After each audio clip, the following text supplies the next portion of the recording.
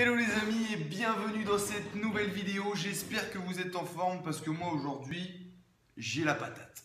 Alors j'ai la patate, pourquoi? Je vais vous faire aujourd'hui ma première review de livre. Voilà, alors on va travailler sur Père riche, Père pauvre de Robert Kiyosaki. Je l'ai démoli, je l'ai dévoré. Le bouquin, franchement, effectivement, j'ai lu à une vitesse folle. Pourquoi? Parce que c'est bien écrit. Vous voyez, c'est écrit vachement large quand même. Ça passe assez vite, il y a 240 pages environ.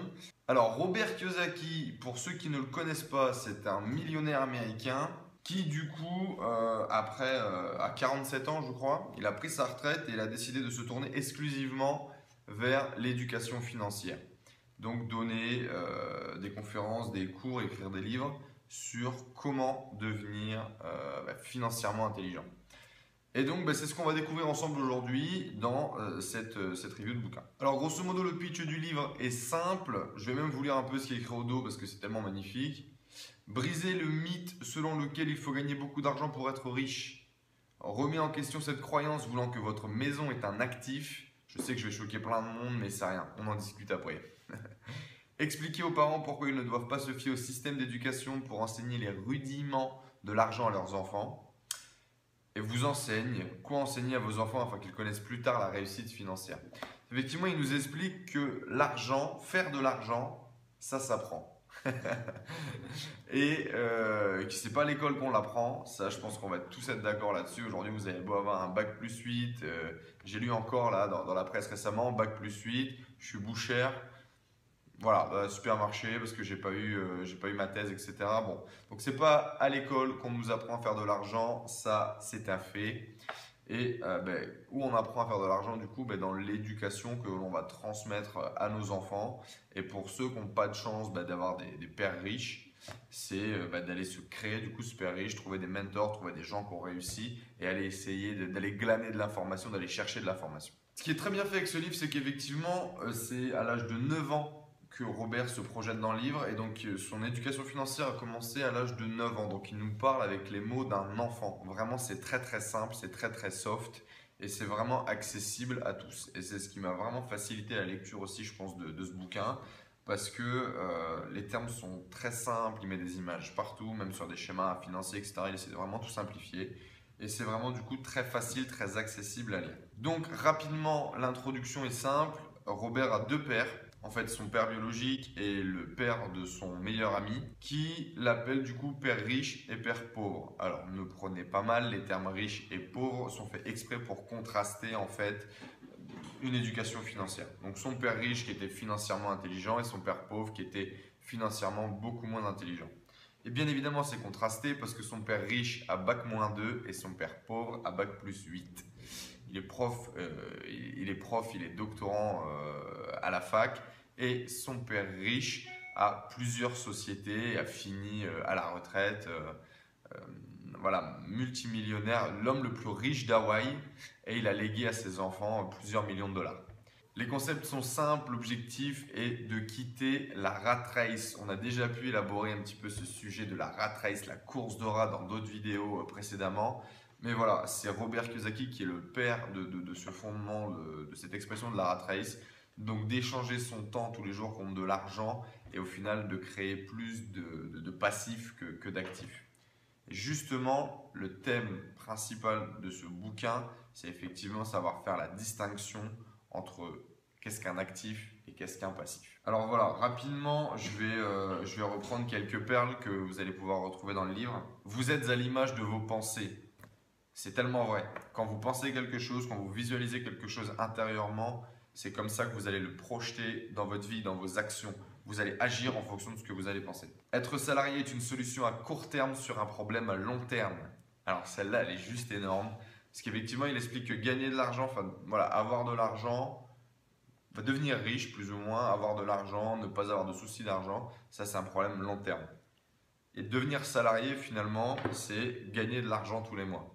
Même avec un CDI aujourd'hui, et encore plus aujourd'hui, on n'est pas sûr de répondre à ce besoin-là toute notre vie. On n'est pas sûr du tout. La sécurité de l'emploi aujourd'hui, c'est 0. Donc, ils disent vraiment répondre à un problème à court terme. Et il y a d'autres solutions qui sont notamment l'entrepreneuriat, qui sont des problèmes à bien plus long terme. À quoi sert-il de vouloir gravir les échelons d'une entreprise quand vous pouvez la posséder? Effectivement, ça c'est très entrepreneurial, mais voilà, c'est des concepts qu'il expose dans le livre. Il y a une citation de Robert Frost qui est très intéressante et qui a été reprise par Olivier Roland dans le résumé qu'il a fait du livre. Je vais vous la lire. Deux chemins divergeaient à l'orée d'un bois et moi. J'ai choisi le moins emprunté, celui que personne ne prend. Et c'est ce choix qui a fait toute la différence. On en a déjà parlé également dans d'autres vidéos précédemment, mais dans la vie, on a tout le temps, grosso modo, deux lignes directrices, deux choix possibles, ou celui sur lequel des gens ont déjà marché, où vous voyez, voilà, il y a de la lumière, c'est facile, on peut passer, et un autre chemin beaucoup moins emprunté, un autre chemin où vous ne savez pas trop où vous allez aller, où il fait tout noir, on a du mal à visualiser l'horizon, et c'est beaucoup plus risqué. C'est le choix que vous allez faire sur le chemin que vous allez emprunter qui fera la différence demain. C'est un réel défi de parler d'éducation financière tout en sachant garder son cool, sans être vraiment trop cadré, trop barbant. Donc on va vraiment essayer de garder cette même dynamique que Robert Kiyosaki tient tout au long du livre durant cette vidéo. La leçon numéro 1 que nous donne Robert Kiyosaki, c'est les riches ne travaillent pas pour l'argent. Travailler pour apprendre. Certaines personnes quittent leur travail car elles ne sont pas assez bien payées. D'autres y voient l'opportunité d'apprendre de nouvelles choses. C'est ce type de concept effectivement qu'il tape dans le premier chapitre. C'est la première leçon qu'il vous donne. Pourquoi dispenser une éducation financière? Quel est l'intérêt d'être financièrement intelligent? Ça, j'imagine que vous êtes déjà tous en train de vous répondre derrière l'écran, mais c'est la leçon numéro 2. À l'école, on ne nous apprend pas à devenir riche, comme on le disait en intro, effectivement. C'est pas une matière, c'est pas des notions qu'on nous apprend. On nous apprend à travailler, on nous apprend à bien faire quelque chose, à être technicien, à avoir une pratique, pouvoir travailler. Mais on ne nous apprend pas à gérer de l'argent, à faire de l'argent. Et c'est là où il intervient. Et donc dans cette éducation financière, le premier step pour lui, c'est la différence entre un actif et un passif. Qu'est-ce qu'un actif? Qu'est-ce qu'un passif? Il explique qu'un actif est un titre ou un contrat qui va nous permettre de générer des revenus. Et un passif est quelque chose qui nous coûte de l'argent tous les mois. Donc, typiquement, tout peut être un actif ou un passif. De l'immobilier peut être un actif et nous générer de l'argent, comme par exemple si vous avez une maison qui est en location, ça vous rapporte de l'argent tous les mois. Et inversement, si c'est votre maison dans laquelle vous vivez, ça vous coûte de l'argent tous les mois. Une voiture, c'est un passif, ça vous coûte de l'argent tous les mois. L'essence, l'assurance, c'est de l'argent tous les mois qui sort de vos comptes. Alors que si par exemple vous êtes chauffeur VTC ou chauffeur de taxi, votre voiture est un investissement, c'est quelque chose qui vous rapporte de l'argent tous les jours. Et aujourd'hui, il dit que les riches n'achètent que des actifs, que des actifs, que des actifs, que des actifs qui leur génèrent de plus en plus de revenus. Alors qu'à l'inverse, la classe sociale moyenne et la classe sociale basse n'achètent que des passifs et s'endettent tout le temps, achètent des choses qui leur coûtent de l'argent. Ils ne s'enrichissent pas avec leurs achats, au contraire, ils s'appauvrissent. Et donc, du fait, il explique que dans ce type de société-là, l'écart entre les riches et les pauvres ne fait que grandir parce que les riches continuent de s'enrichir et les pauvres continuent de s'appauvrir. Finalement, on est dans une espèce de cycle sans fin et on creuse toujours l'écart social. Merde, ça filme là? Donc pour clore ce chapitre 2, les 4 étapes pour sortir de la rat race. Comprendre la différence entre actif et passif. La deuxième étape, c'est acheter des actifs qui vont nous rapporter des revenus. Nous concentrer tous nos efforts, tout notre argent, toutes nos économies uniquement sur l'achat d'actifs qui vont nous générer des revenus. Et bien évidemment, on a le droit d'acheter des passifs, on a le droit de se faire plaisir avec des belles voitures, avec des beaux bijoux, avec des beaux sacs à main. Mais on les achètera avec l'argent généré de nos actifs. C'est là toute la différence. La troisième étape, c'est maintenir ses dettes à un niveau bas. L'idée, c'est de ne pas avoir un rythme de vie dingue avant de ne posséder des actifs. Donc maintenir son niveau de dépenses et ses dettes au minimum. Et le quatrième point, c'est s'occuper de ses affaires, s'occuper de ses propres affaires. On se focalise sur nos objectifs, sur nos investissements et on ne travaille que là-dessus. Et justement, la leçon numéro 3, c'est occupez-vous de vos affaires. Donc là, il détaille effectivement tout le processus là-dessus et il nous explique vraiment comment se créer un portefeuille d'actifs nous permettant de sortir de la rat race. La leçon numéro 4, il parle de fiscalité, de taxes et de pouvoir des entreprises. Il nous explique comment l'entreprise est la clé de la réussite et de la richesse des riches. C'est un chapitre que j'ai beaucoup aimé, c'est une leçon qui est vraiment sympa, comment il a tourné. L'idée, c'est vraiment effectivement de développer son QI financier, et quand vous avez développé votre éducation financière, votre intelligence financière, vous allez connaître différentes solutions vous permettant de vous enrichir encore plus.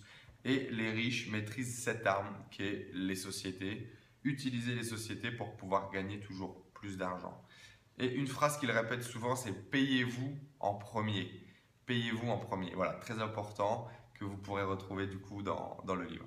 La leçon numéro 5, les riches créent leur propre richesse.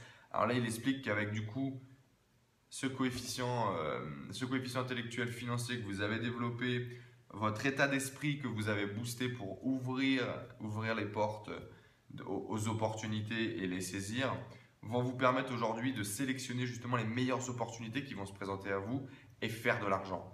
Et donc c'est là effectivement où il explique point par point le type d'investisseur que vous êtes, le type d'investisseur que vous voulez devenir, quelles sont les clés pour y arriver et comment créer du coup vos propres richesses. La leçon numéro 6, travailler pour apprendre et ne pas travailler pour l'argent.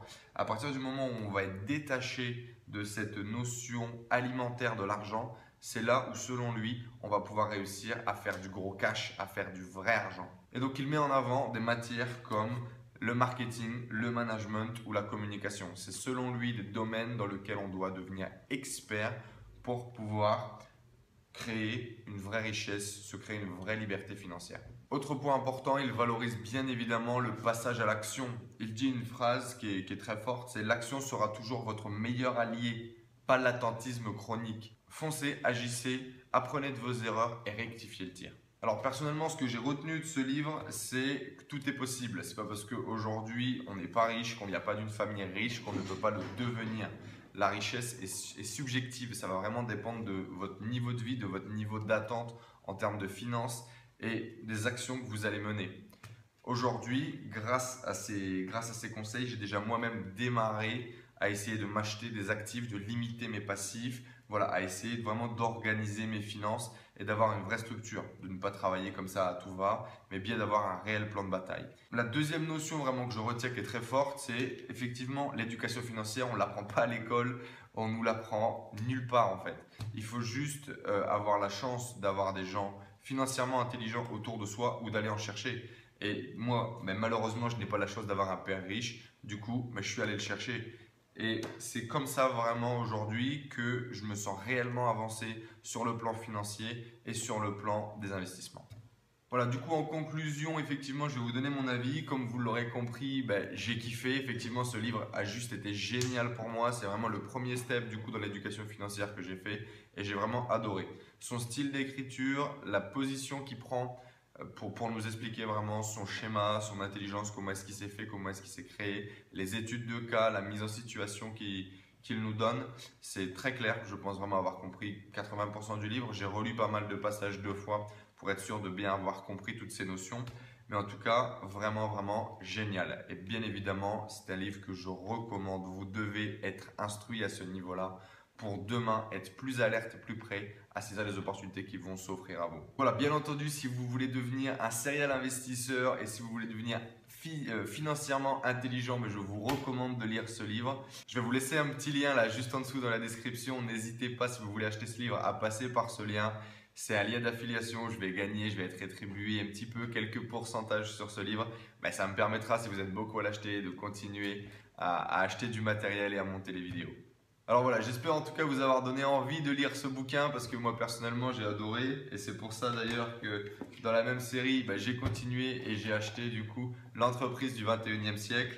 On y apprend encore plus d'informations. Alors voilà, j'espère que cette review vous a plu et je vous dis à très vite dans de nouvelles vidéos. Ciao!